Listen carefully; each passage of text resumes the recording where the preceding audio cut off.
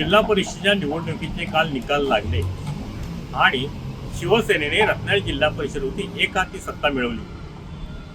त्यामध्ये आता एकंदरीत 56 जिल्हा परिषद गटांची आकडेवारी पाहिली तर 41 शिवसेना, 4 भाजपा, 5 राष्ट्रवादी काँग्रेस अजितदादा गट, 5 उद्धव ठाकरे सेना आणि 1 मनसे अशा जागांचं आपल्याला आकडेवारी मांडता येते।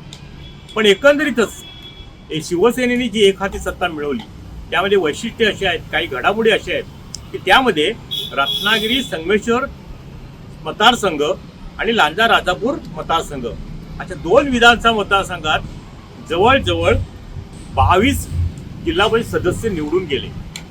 म्हणजे जवळजवळ विचार केला तर 56 पैकी 22 हे ह्या 2 विधानसभा मतदारसंघातून गेले। मंडणगड, दापोली, खेड, चिपळूणमधून साधारणपणे 19 जिल्हा सदस्य निवडून आले। म्हणजे दक्षिणेमध्ये 22 आणि उत्तरेमध्ये 19 असे 41 जिल्हा परिषद सदस्य शिवसेनेचे निवडून आले। आता ह्याच्यामध्ये वैशिष्ट्य असं आहे की साधारणपणे ह्या निकालानंतर काही निकाल सुद्धा लागले ते धक्कादायक लागले। कोसुम जिल्हा परिषद गटामध्ये माजी जिल्हा परिषद अध्यक्ष रोहन बनेंचा पराभव हा अनेकांना धक्का देणारा होता। दुसऱ्या बाजूला गोळप जिल्हा परिषद गटात सुद्धा 5 वेळा जिल्हा परिषद गटाचं नेतृत्व करणारे आणि 1997 साली गोळप जिल्हा परिषद गटातनं राजकीय कारकिर्दीला सुरुवात करणारे उदय बने यांचा पराभव सुद्धा दुर्दैवाने गोळप जिल्हा परिषद गटातच व्हावा आणि तो सुद्धा नंदा मुरकर सारख्या एका नवख्या तरुणाने शिवसेनेकडून त्यांचा पराभव केला। एकंदरीतच बनेंची गेल्या काही वर्षांची जिल्हा परिषद मधली सद्दी या निमित्ताने संपली असंच म्हणावं लागेल। त्याचबरोबर विशेष म्हणजे संगमेश्वर पट्ट्यामध्ये काही निकाल धक्कादायक लागले। त्या धक्कादायक निकालासोबत काही जातीची समीकरणं सुद्धा जुळल्याचं लक्षात येतंय। कारण त्या ठिकाणी कुठेतरी कुणबी समाज बांधव आपल्या समाजाच्या उमेदवाराच्या मागे राहिल्याचं दिसून येतंय। पण त्यामधून विचार केला तर साधारणपणे तिथे माधवी गीते ह्या नावडीमधून जिल्हा परिषदला निवडून आल्या। कळवईमध्ये जोरदार लढत होती, म्हस्के आणि माजी उपाध्यक्ष संतोष थेराडे, पण संतोष थेराडे हे चांगल्या फरकाने निवडून आले। इकडे कसब्यामध्ये माजी जिल्हा परिषद अध्यक्ष रचनाताई महाडिक विरुद्ध कोवळेकर मॅडम ह्या होत्या आणि ती रंगतदार लढत होईल असं वाटलं होतं, तसंच झालं आणि कोवळेकर मॅडम सुद्धा त्या ठिकाणी निवडून आले। आणि त्यामुळे कुठेतरी ह्या ठिकाणी थोडंसं जातीचं समीकरण दिसतंय जुळल्याचं आणि त्यामुळे सुशील पाहिजे हे धामापूर जिल्हा परिषद गटातून निवडून आले।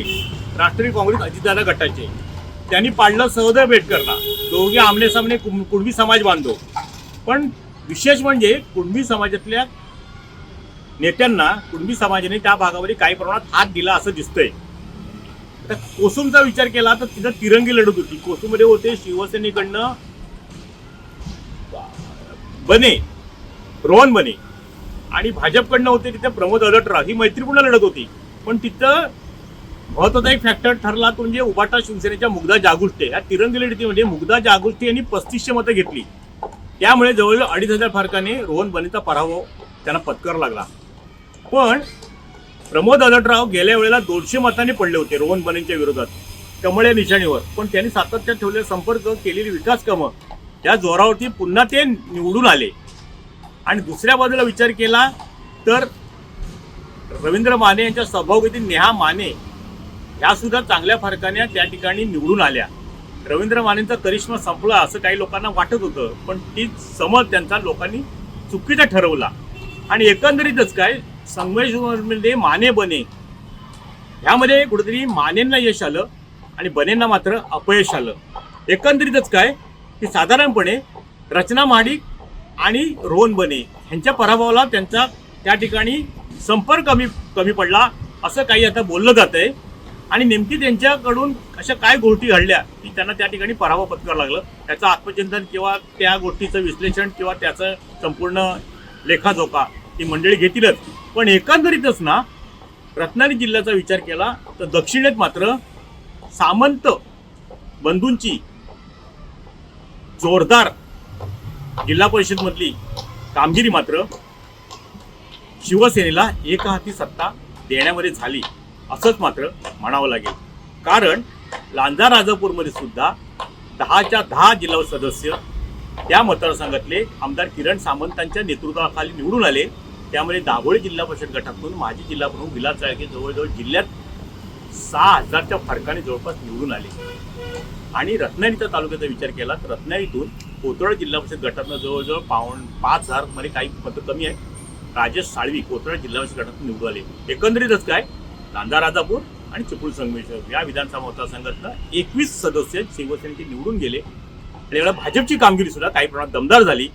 त्याचं सारं श्रेय साधारण हे युवा नेते अनिकेत पटवर्धन यांनाच जातं. त्यांनी बांधलेली भाजप आणि शिवसेनेची मोड नगरपालिकेमध्ये ज्या प्रमाणात त्यांना यशस्वी करता आली तशी या ठिकाणी सुद्धा काही प्रमाणात भाजपला यश देऊन गेली.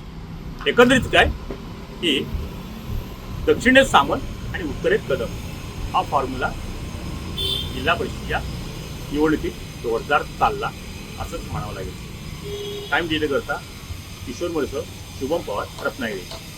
टाइम्स डिजिटलला लाईक करा, शेअर करा, सबस्क्राईब करा आणि बेल आयकॉन दाबायला विसरू नका. Times digital.